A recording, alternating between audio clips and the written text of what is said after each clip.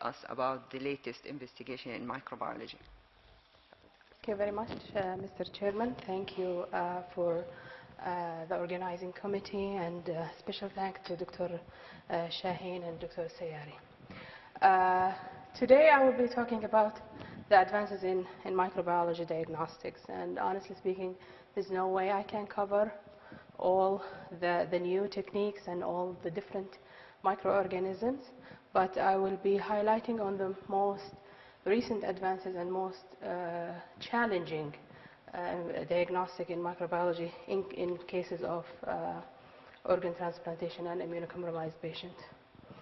So this is why I'm presenting that. The organ transplantation is a major achievement in the field of medicine, but still there is a complication, and one of them is the infections. And usually we receive samples when there is a concern that the patient might be infected, or sometimes from the donor, if the live donor develop a fever and feeling unwell prior to transplantation, we receive some samples. So I cannot talk about all the infections, but I will highlight on the major ones, which is the diagnosis of sepsis, because there is advances in the diagnosis of sepsis nowadays, the CMV diagnostic, and I will be talking about the fungal infection, because still fungal infection is the most challenging infection in the field of microbiology and infectious diseases, and still there is cases where the diagnosis of fungal infection usually happen after the fact the patient passed away. So overall, the incidence of infection is varied between the bacterial, viral, and fungal infection, and still it's time depending, both transplantation, and still the viral infection is an issue. And I think most of the surgeon, the transplantation surgeons, is interested about the viral infections, because it's more difficult to diagnose than bacterial. And in the viral, still the CMV is far above all other viruses, and still is a very challenging virus. And there is so many advances in management and prophylaxing the patient prior or after transplantation. So what's new in sepsis diagnostic? Sepsis is not only an issue with the transplant patients, it's also an issue with the ICU and critically ill patients. And usually when we say the patient has gram-positive or gram-negative in the blood culture, usually the team from either nephrology or hepatobiliary surgeon, they come and ask us, okay, what's look like? And just from the gram stain, we cannot tell what it's look like. And even if I suspect one of the microorganism, it's not standard of care to just identify it based on the gram stain. So we have to have culture-proven diagnosis. So one of the new advances is the molecular technique. And why it's a good method then comparing to the traditional culture, mainly because usually the phenotypic changes do not affect the result, like in culture. And usually the species has accurately identified to the species level, not only the genus. Usually we have a shorter time than culture, and most of the molecular methods present a higher sensitivity and specificity over the culture technique. One of the PCR method is the multiplex PCR, and there is two marketed and approved internationally. There is the SeptiFast by Roche, and there is the sepsis panel, the CPlex by Seegene, which is a Korean company, which we will be introducing in our lab very shortly. And there is the in situ hybridization, the FISH, and now the FISH is also applicable for microbiology. And there's other method, which is the Luminex that Dr. Ali is talking about, and the Ibis technology, and I will just highlight it because it's still for research only, and it's not marketed for patient diagnostic yet. So the FISH, so what is the FISH? FISH is in situ fluorescent hybridization, and it's a rapid method, but the issue with it that you have to have the culture growing, like blood culture growing, then you do the FISH immediately, and you will have the result the same day, instead of waiting for the next day for the culture to grow, then the following day, which is 48 hours now, for the system to tell the identification. What is the issue? Well, this is the fish. So if this is the blood culture bottle, and usually once it turns positive, and it depends on the bacteria in the system and in the patient's blood, and depend also on whether it's gram positive or gram negative. Usually gram negative turn positive faster than gram positive. Immediately we'll do the gram stain, which is the routine in all microbiological lab. And based on the gram stain result, you choose the kit. So there is a kit for gram positive, mainly Staph aureus and coagulase negative staph, kit for other gram positive like enterococci, kit for gram negative, which is only E. coli, Pseudomonas, and Klebsiella, and there is a kit for yeast. So the study showing that implementing this in the lab improve the patient safety because you will have more earlier diagnosis than culture, and by then you will decrease the patient's mortality by starting the appropriate antibiotic therapy on time. Also decrease the length of stay and shorten the cost for the lab and for the pharmacy and for the hospital. This is for the gram negative. The multiplex PCR now it starts to be more interesting and challenging for most of the microbiologists, because instead of looking for a single microorganism by doing PCR, let's say I'm doing PCR for Pseudomonas aeruginosa only. No, this you will do one or two run PCR, and simultaneously we will detect multiple microorganisms in that run. Of course, that the sensitivity is lower than the single PCR, but usually it gives you very, very great result and accurate data, and it's a major advance actually in the field of microbiology. And still, you will not see it available in most of the lab because of approval issues, and still not yet received the Saudi FDA approval.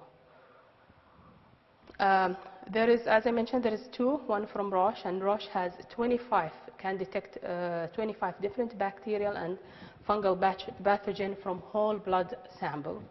And the Roche, using the Roche system, this is the famous, people who knows micro, this is the famous light cycler for real-time PCR. And again, as I said, you detect 25 different bacteria and fungi in one single run. Usually you will use the whole blood sample in EDTA tube. You use just the extraction, then you will use the light cycler for the amplification.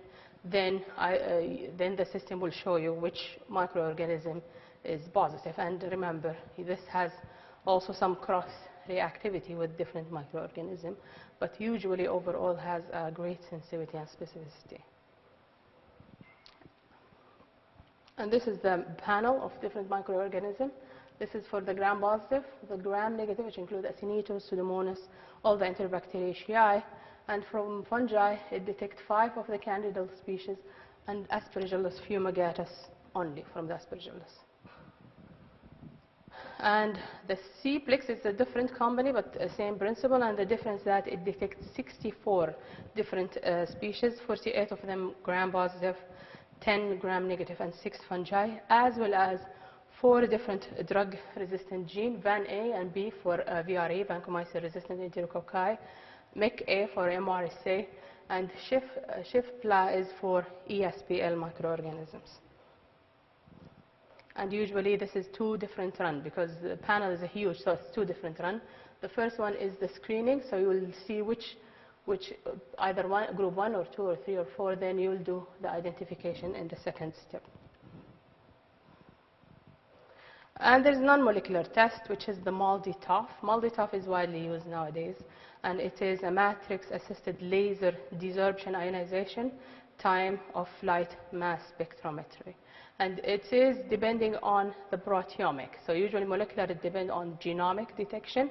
This is the protein which travel into a different wavelength in the mass, and you'll get the identification. Usually you will get 1 minute identification for every single microorganism, and does not take a long time and does not take a long effort, but it needs a lot of money to have this system.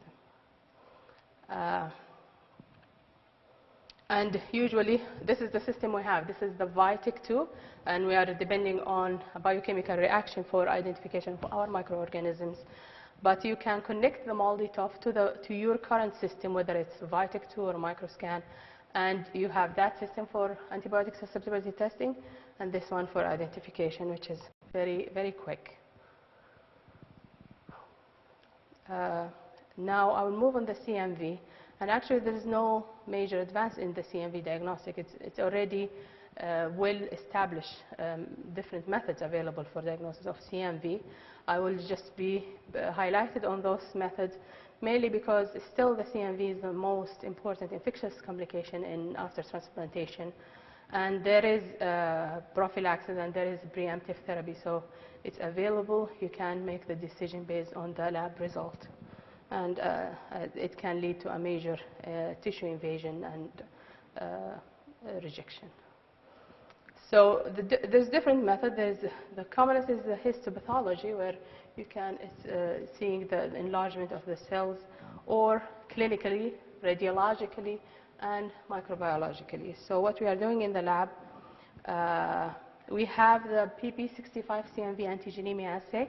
It is a semi-quantitative assay for the CMV, as well as we have the CMV DNA quantitative. We have the quantitative CMV available in our lab. And you will find some of the transplant surgeons prefer one method over another. Both methods available in our lab.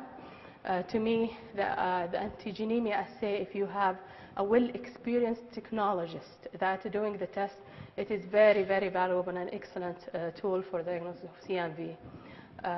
Especially that sometime with the CMV BCR, it tend to be having some variations. And occasionally, you'll have cases that showing different value of viral load, and sometimes you cannot interpret that very well in the context of patient management. This is antigenemia. So basically, it is we were looking for the CMV antigen in a peripheral blood neutrophils, and this is a neutrophil. This is the normal cell, the red one.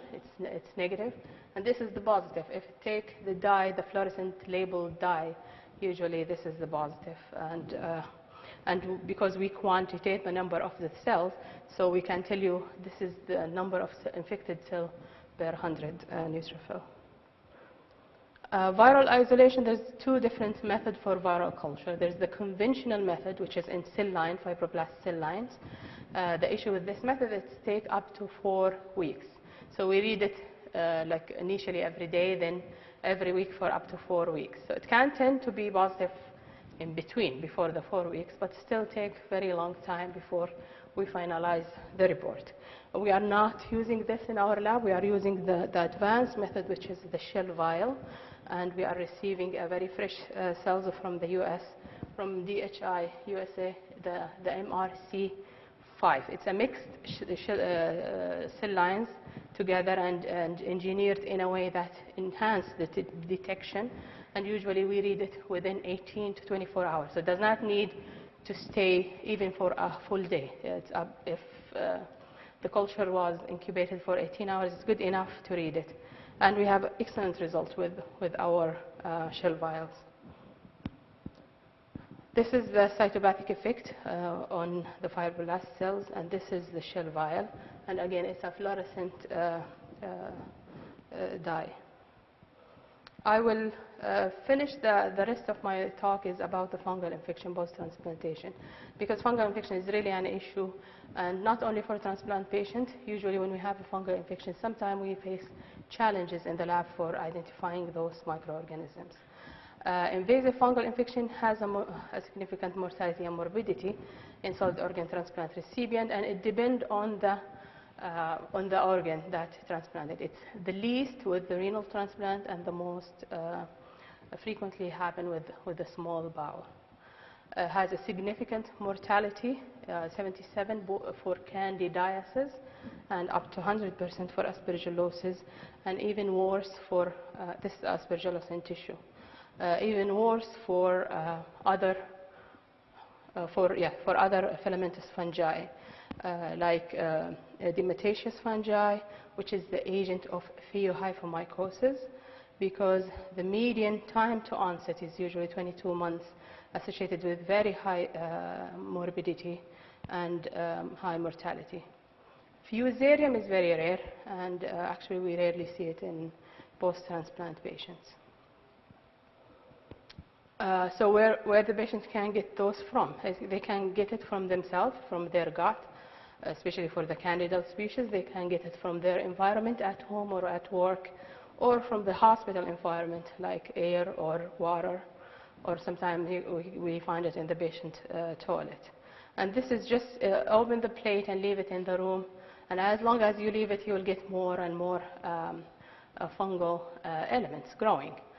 This is from the water, and this is from a toilet, which is Aspergillus niger, by looking at it, from the dust. And that's why we have what's called environmental sampling, mainly air sampling. And especially this is very common with the post-bone marrow transplantation, to get air sampling and culture them in the lab. And if you see the plate, the background of the plate has like squares, because we are doing like semi-quantitative, the number of fungal or bacterial elements growing in that media. So usually, there's so many questions, and you have to have time. The time is going, and you need time, life-saving for the patients. That's why you need a quick answer. So I'll talk about fungal infection mainly because there is very little progress in the diagnosis of invasive, mainly mold, fungal mold like Aspergillosis. And in 1970, there is a clinical diagnosis of invasive Aspergillosis not made in 68% with the evidence, patient with evidence of Aspergillosis at autopsy, and after almost 25 years. Still 68% of the patients with autopsy-proven invasive Aspergillosis received no treatment. And why there's lack of progress? Because the clinical manifestation usually non-specific. There is a conventional diagnostic test, usually either insensitive or it comes positive very late, and because inability to perform invasive diagnostic procedures like biopsies in most of the patients. And I want to add, because also the commercial companies, you feel them more interested toward producing and advancing more technique in viral infections because it's more common and more rewarding than in fungal infections. And it is now barred for the diagnosis of the patient, whether it's possible and proven or probable. The mycology bar starts to be very significant. So it's very important to have that part available for you to add it to the clinical factor and the host factor to be able to make the diagnosis and start treatment. And again, for fungal infection, there is the culture method, which is commonly used most of the lab, smear and culture, direct smear and culture, and there is non-culture method. The culture method, either staining or culturing, and the stain, either direct stain or culture, staining of the culture. And there's so many different staining dye available, but it depends on the lab procedure, which one to use. And this is the culture. Again, there is so many different medias available to enhance the growth of these microorganisms.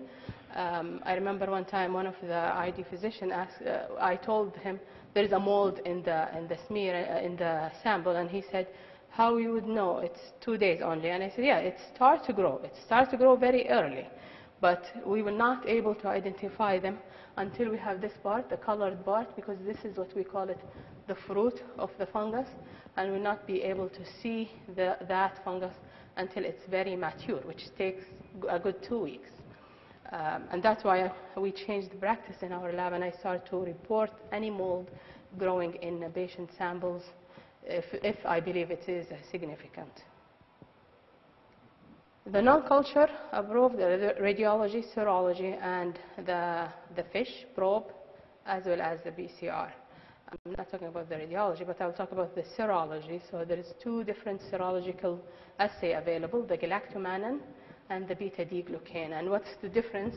Both of them in the cell wall component, but the galactomannan can detect both Aspergillus, the glucane can detect both Candida and Aspergillus. The galactomannan is only for invasive aspergillosis, so it will not tell you if there is any candidal infections. This is the G test, which is the beta-D-glucane. It's marketed as Fungitel. It has a sensitivity as low as 1 picogram per ml, and usually the normal blood has a low level, but anything above 20 considered to be positive. And there is a different study that looking for a 202 different febrile episodes, and they find that there is 37 out of 41 cases they have a proven invasive fungal infection turned to be positive, and 59 out of 59 that negative was negative and below the cutoff value. Remember, this test will tell you positive or negative, so there is a fungal infection, whether it's Candida or Aspergillus or others, will not tell you what is the species or what is the type of the fungus. It's just positive and negative. And there's an issue with this test with contamination, because it will pick any glucane, which is in the fungal cell wall, from the environment. So it needs a very dedicated setting, HEPA filter level 3 lab to do just this test. Galactomannan, which is we have it available in our lab, there is different assay, and the detection will depend on which assay you are using. And again, it's only for invasive aspergillosis. This is the kit we are using. It's from Biorad, and it's here. This is the level, the sandwich ELISA, 0.5 to 1. And the most important thing you understand with this test, that usually you need to have 2 samples, whether it's negative or positive. Because if it is positive, you need to confirm it's a positive with a second test. And if it is negative and you still think the patient has invasive aspergillosis, you should send more samples than once. There is so many studies in the galactomannan, but usually all of the studies is in hematological malignancy and both stem cell transplantation, not in solid organ. And it detects different, usually 2 consecutive positive results required to call it positive. And it showed that in both bone marrow transplantation patients, it has a significant positivity rate.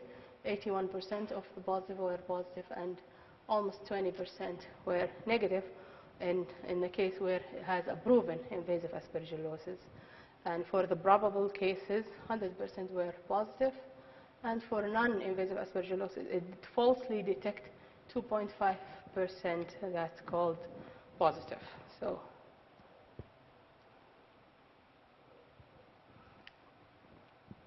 and I will end with the molecular PCR. So there is a different sample you can use: blood, serum, tissue biopsy, respiratory sample, mainly BAL, and CSF. And usually you will do a different assay. The sequences is the most more advanced technique in the field of microbiology, and it's, honestly speaking, it's not very easily or friendly used in a diagnostic lab where we have a huge volume of different testing. So you need to have a very dedicated lab specifically for mycology and fungal infection diagnostic. I talked about the multiplex PCR, and in the multiplex PCR, which is the one from Roche, there is, as I mentioned, 6 fungi that can be detected in the multiplex PCR, 5 Candida and 1 Aspergillus fumigatus, which is good enough because considering that Aspergillus fumigatus is the commonest Aspergillus among all others. What is the problem with the PCR? Mainly the contamination, and secondly is the lack of standardization. It's very important to have a very well standardized test in any lab, because you don't want to have a different, and the test should be very reproducible. So whenever you repeat it, will give you the same result. And that's why sometimes you'll find it very difficult to implement the molecular testing for fungal infection in the lab, because has lack of standardization, need a very dedicated setting to avoid contamination and overcalling positive samples.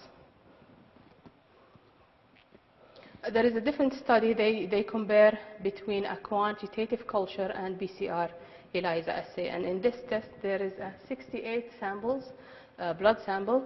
None of the 68 blood culture were positive for Aspergillus fumigatus, so all were negative by culture. But 17 out of those 68 were positive for Aspergillus fumigatus by PCR. And clinically, the patient fit the criteria for invasive aspergillosis, and the serology was positive. And when they did quantitate that PCR, they found it is very, very low level of fungi present, 10 to the power of 1 and 10 to the power of 2, which is usually will not pick it up by culture if it is that low. We need it to be at least 10 to the power of 5 or 6 to be able to detect it by culture. And Loeffler here in the Journal of Infectious Disease, he reported that the PCR is 20 times more sensitive than culture for detection of Aspergillus species. Others, fish. So I talked about the fish probe, and there is a fish probe available for the yeast. So the green is the Candida albicans, the yellow is Tropicalis, and the red is Krusei or glabrata. We cannot tell, so I'll tell you either Krusei or glabrata. And this can be positive in half an hour from turning the culture positive. But it's not for Aspergillus, it's only for Candida species. And this is the study that evaluates the fish for identification of Candida albicans and glabrata directly from blood culture. And they found that to be a significant sensitivity and specificity. The sensitivity for albicans is 98 and 100 for glabrata, and has significant specificity 100%. This is the multiplex PCR, and I just want to remind you that the different 5 Candida and Aspergillus fumigatus. A new technique, yes. Luminex, Dr. Ali talked about the Luminex for HLA. Yes, Luminex nowadays can be used for microbiology. It's a bead that's coated with different microorganisms and can be detected by this system. Would you conclude, Dr. Sameera? It's still not. It's marketed for other use than, but still not. Sameera, can you conclude, please? Yeah, not for fungal infection yet. Ibis Technology. This is a sequence. An inclusion diagnosis of fungal infection is still a challenge. We have to stratify diagnostic strategy according to the patient risk. PCR is still not standardized for fungal infection nor widely used. And usually for fungal infection, we have to combine with other diagnostic tests plus the clinical presentation. Thank you very much. Thank you, Dr. Sameera, for this elegant presentation, and you've shown us the most prestigious investigations and tests in your hospital, but of course not every hospital have these facilities. We'll allow for the shortage of time only one question. Dr. Hala, please. Thank you very much, Professor Sameera, for this elegant and comprehensive talk. Being a nephrologist, we sometimes in a great debate for the diagnosis of BK nephropathy, especially in the absence of a conclusive diagnostic tool. Neither the decoy cell in urine nor the PCR for in blood for BK is conclusive. So can you, being a microbiologist, solve this problem for the nephrologist? Yeah, there is for JCBK viruses, there is a very well-established commercial assays available for PCR. And in microbiology, for that virus and specifically, the PCR is the only tool for diagnosing those viruses. We requested the Roche JCBK, and it's called Light Mix. It's a very well standardized test and has excellent sensitivity and specificity. So you have to go molecular when we talk about microbiology. And the quantitative PCR is more accurate than the qualitative PCR, or both are similar? No, it is one of those viruses that the quantitative, it's very difficult. And I think you will find most of the assay has just qualitative, not quantitative. But there is assay, you can quantify those tests. And if you have a good lab that can standardize it by procedure, I think it's a good test to have. Yeah. Thank you. Thank you. Thank you, Dr. Sameera. Now we move to the last presentation by Dr. Hala Kafuri, and she is a consultant in nephropathology in King Khalid University Hospital, assistant professor also in the King Saud University. She will present for us advancement in